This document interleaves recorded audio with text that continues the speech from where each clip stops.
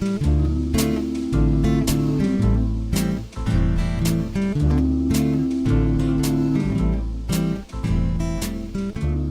The Log. I'm Charles Purcell. 3 weeks from today, the end of the election. Officially Election Day, but of course Election Day is right now. Most of us, I think it's the majority of the country now, already voting. So today is Election Day. Today is Election Day. And the next 21 days until it ends. So get on it. Get on it if you ain't on it. Saw my brother over the weekend, who I love dearly. It was my first time out in all these months. They invited me down to spend the day. I thought about it for a little bit. I said, okay, well, we're definitely staying outside. We're not going inside. I'm being careful, you guys. I'm being careful. Absolutely continue the social distance. And I'd love to see you guys. Went down and saw my brother and sister-in-law. Had to remind them a few times. They'd walk right up to me. My sister-in-law at one point wanted to show me something on her phone. Just walked right up to me, put her face right in my face. Nope, backed off. I'm keeping this. It's a little uncomfortable, especially with people you're really close to. Family, people you love. You got to remind them, no. Keep your distance. There ain't no way I'm getting sick from you, and there ain't no way I'm giving you anything. Anyway. The main reason I brought it up is I had to convince my brother, tried to anyway, how to vote. He's a conservative, but he's not insane. So he's already decided he's not going to vote for the Orange Menace, but insists on his right to vote his conscience and vote for the Libertarian. And normally I would agree with that. I agree with voting your conscience.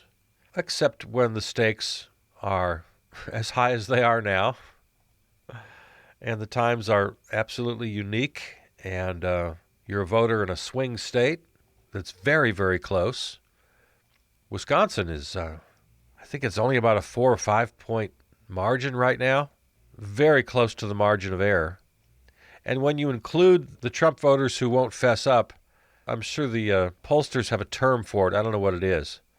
But there's a very real phenomenon out there that I think most pollsters agree on, and that is that voters don't want to admit that they're voting for the Orange Menace when they talk to a pollster.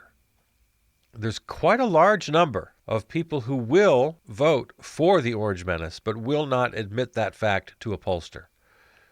So when you look at these polls, I'm not sure the exact number, but you got to figure the Orange Menace has at least another point or two or more on every poll you see. So it's tight. And my sister-in-law and I are working on my brother. So if you have that situation in your circle, family, friends, especially if you're in a swing state, if you're in Illinois or New York or California, it's not as important. But man, if you're in Wisconsin, if you're in Pennsylvania, Minnesota, Michigan, Florida, if you're in a swing state, man, I tried to convince my brother. I said, listen, I don't like Joe any more than you do. In fact, I would wager that I like him a lot less. I said, Joe is way closer to you than he is to me, but I'm not going to go out and vote some damn third party. And that's a fact. Joe is much closer. Anyway, we won't go there. We won't go down that road today. Oh, but my poor brother, he just pulled out every single talking point that you hear from the right-wingers. Just so afraid. The Republicans have their voters, have their base so afraid of this fictitious Democratic Party they've invented.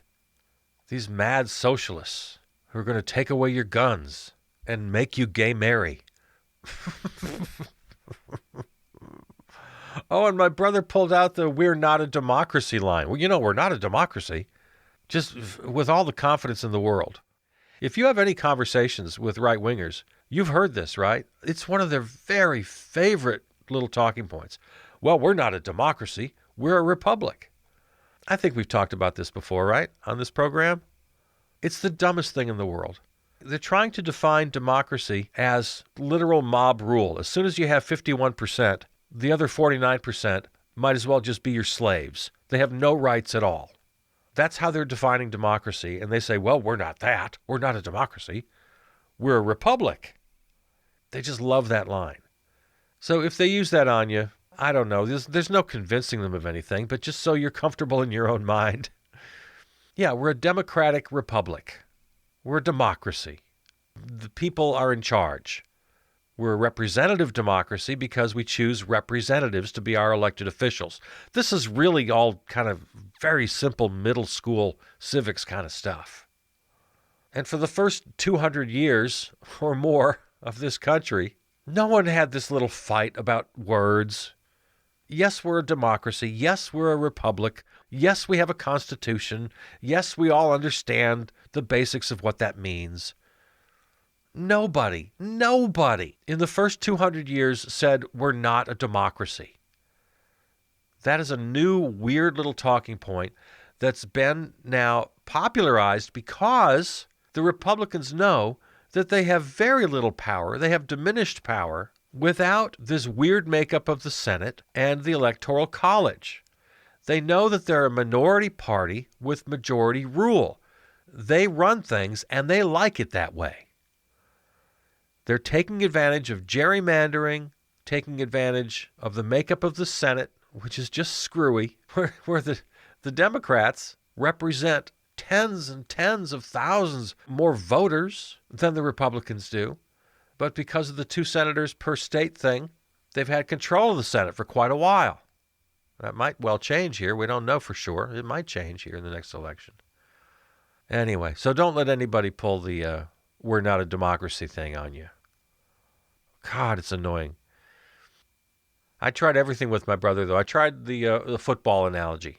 Here's a good one. If you have a sports fan who is also a right-winger and is spouting all the talking points, they're afraid of socialism. So here's my football analogy that I used. All right, you got a football field, right? In one end zone, that's what you want, my right-wing friend.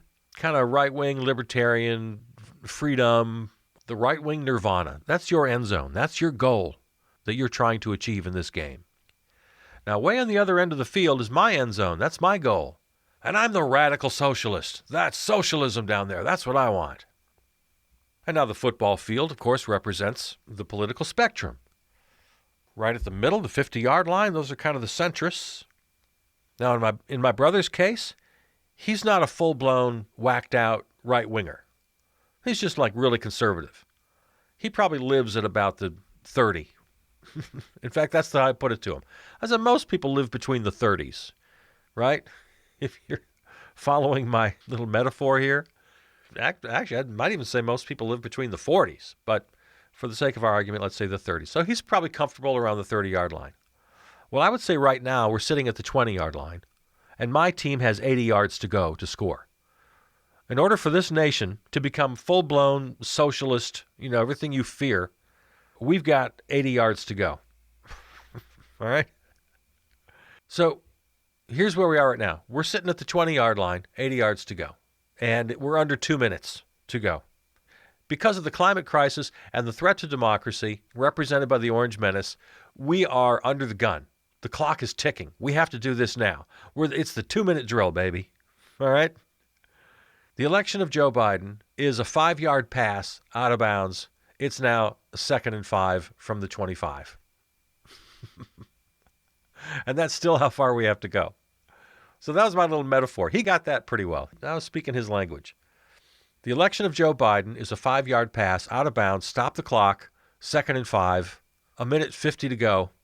Still got 75 yards to go to become a full-blown socialist. But another 25 yards, you can at least become centrist. We could become a centrist nation again. A lot of us wanted to go for the long pass. We wanted Bernie.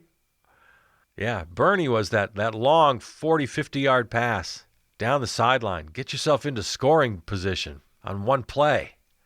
Yeah, that was Bernie. But no, we got Joe. So that's our only option. 5-yard pass, out of bounds, 2nd and 5. But to stretch that metaphor a little more, if the other guys force a fumble and take the ball at the 20-yard line, or worse yet, if it's a scoop and score, you know what that is?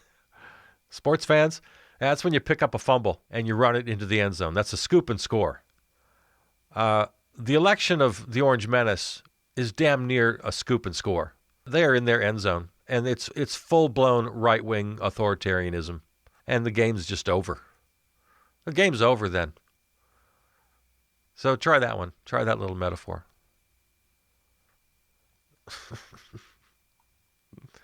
You gotta be a football hero. Da da da dee dee dee dee dee. And that reminds me, I've got a new earworm. I've got a crush on you. Oh, love this song. Sweetie pie. Yeah, it's my new earworm. It's been in my head for days and days. All the day and night time, hear me sigh. I was saying the other day, I don't mind earworms if I like the song, and I got a few that are in rotation, but they've been there for years, and I wished at least maybe I could get a new one, and so yeah, the gods heard my call, and gave me a brand new earworm. I've always loved this song, but it's never been stuck in my head before. The world will pardon my mush, 'cause I have got a crush, my baby, on you. Oh, love that song. Love that song. That's my new earworm. Da-dee-dee-dee-boo-boo, doo-doo-doo. It just pops in throughout the day. Da-da-dee-dee-dee-dee-dee. And I'm happy to have it. That can stay in my head for as long as it wants. So there's my new earworm.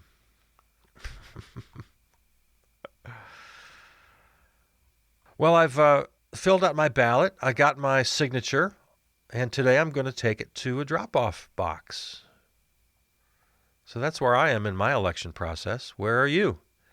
Man, a whole cluster of stories on the AP page today, Associated Press.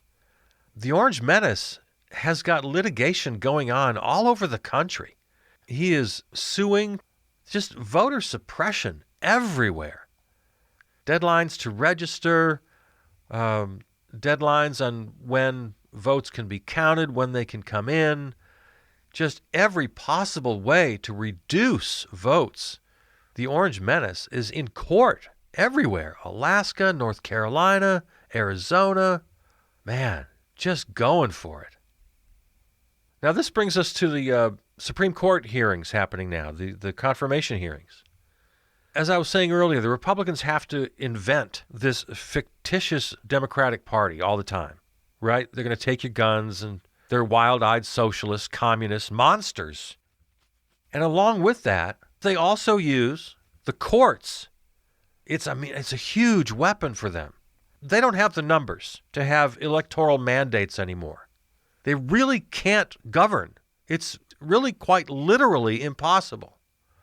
They're probably never going to have the House again. We've seen the end of that. I can't imagine the Republicans ever having the House of Representatives again. They can get the presidency because of the Electoral College. They can get the Senate because of the weird makeup of we've talked about a million times, 2 senators per state. Oklahoma gets 2 senators. California gets 2 senators. The population difference is tens of millions. It's crazy. It's insane. So they've given up. They've really just given up on legislating. They do everything from the power of the Senate, and the Senate has power because the Senate controls the judiciary. All the confirmation on every level of the federal judiciary is in the hands of the Senate. Telling me that doesn't wield a lot of power? And whatever the Democrats in the House pass can't continue the process of becoming a bill and getting signed without the Senate. So they got us by the short hairs. So they literally cannot govern. They can't do it. Judicial appointments, judicial confirmations is all they have, and that's why they've put all their efforts into it. That's really all they've done for the last 4 years.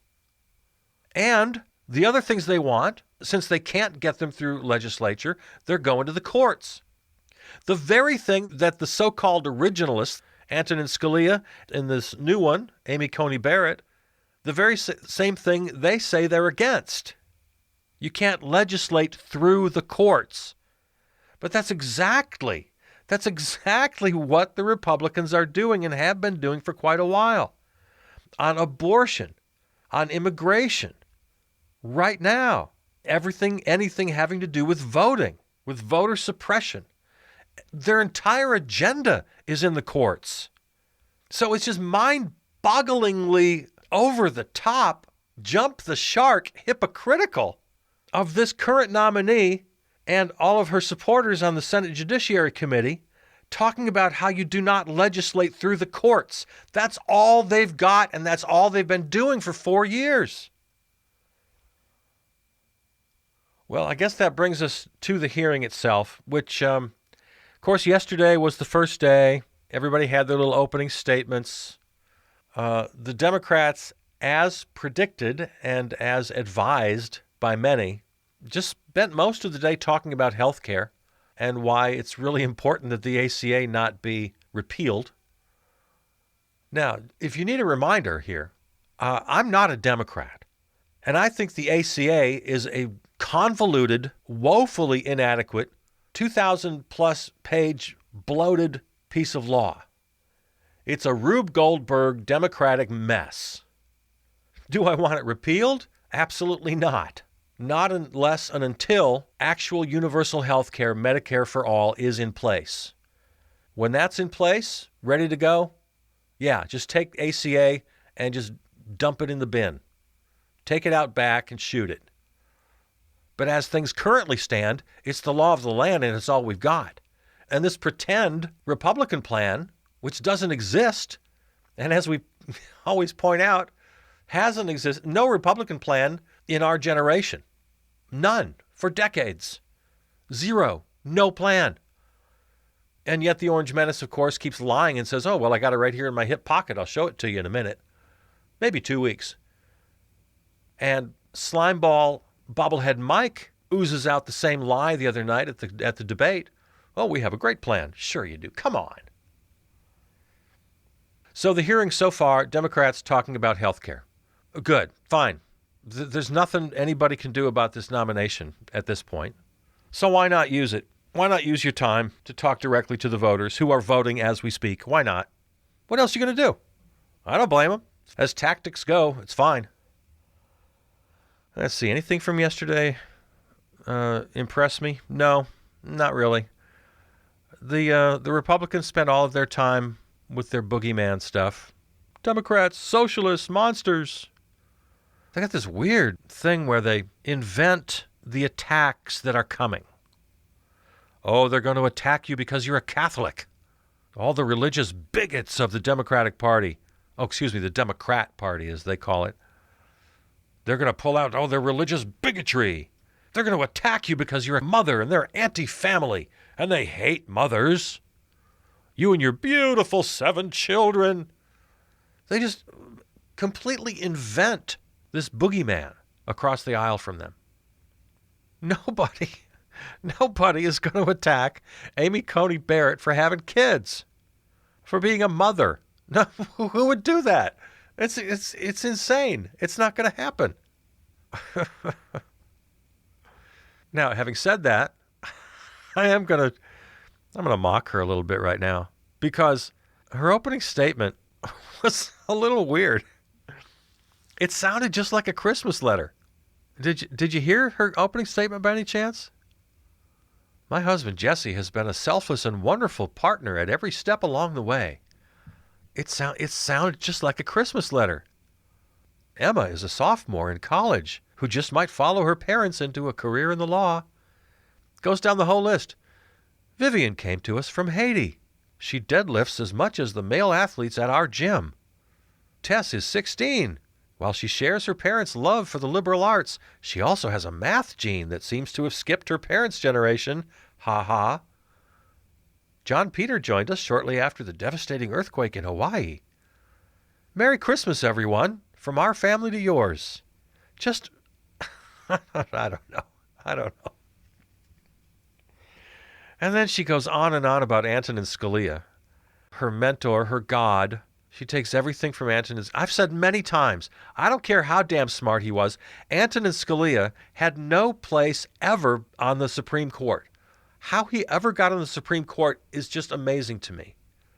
When he'd take off his robes and he'd go out for the evening and talk to the Heritage Foundation and the Federalist Society, and he was such an unapologetic partisan. How did he ever get on the damn court?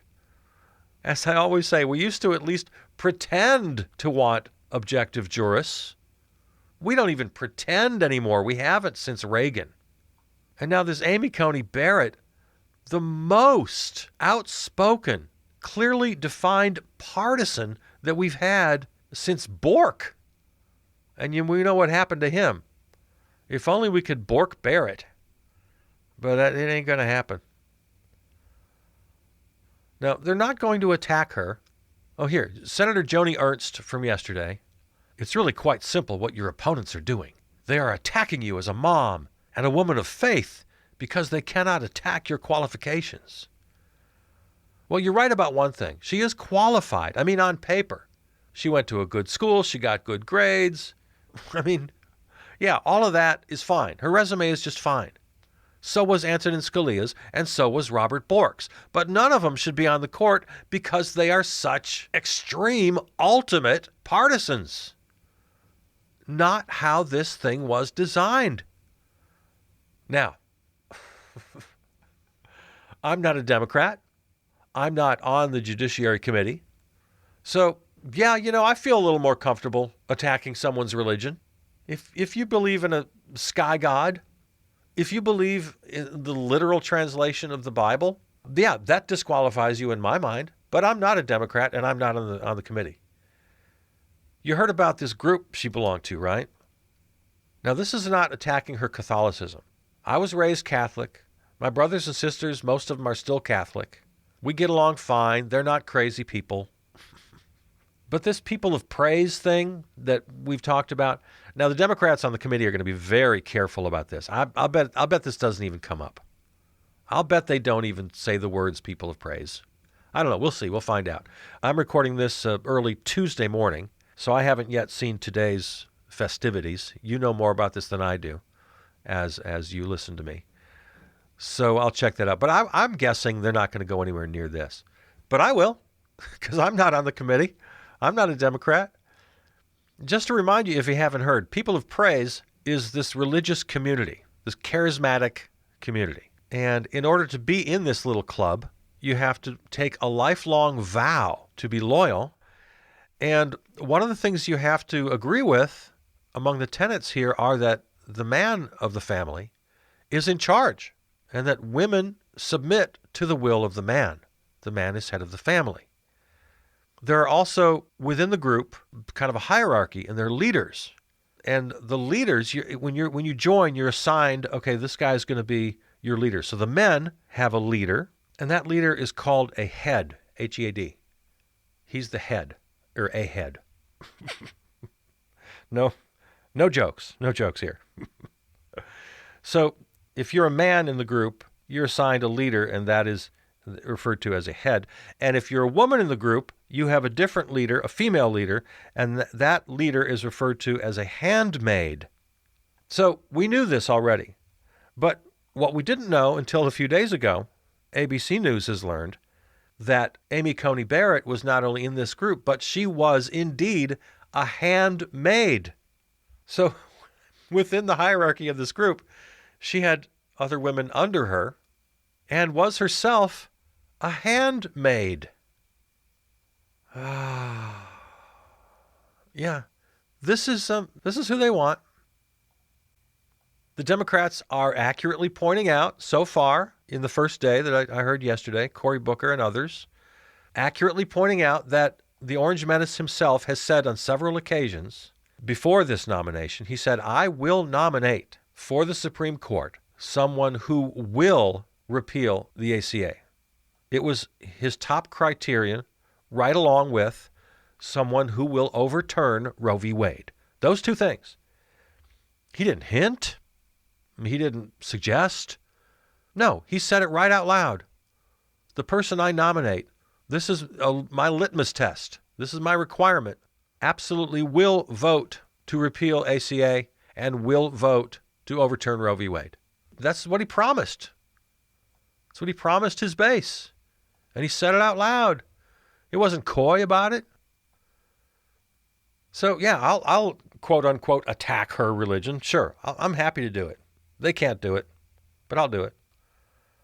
And as many have pointed out, including, and most appropriately, Representative Ilhan Omar of Minnesota, quote, let's be clear about this. If a Muslim woman was nominated to the Supreme Court of the United States, you would see Republicans lose their mind about her religious background. Sharia law would be trending right now. Yeah. I mean, can you even imagine, in her own words, talking to the graduating class of Notre Dame University, she said, quote, keep in mind that your legal career is but a means to an end, and that end is building the kingdom of God. Barrett has said judges should conform to civil law, but also that they should be expected to have personal values that may influence their rulings. You know what? I agree with that. I think that's a very non-controversial statement.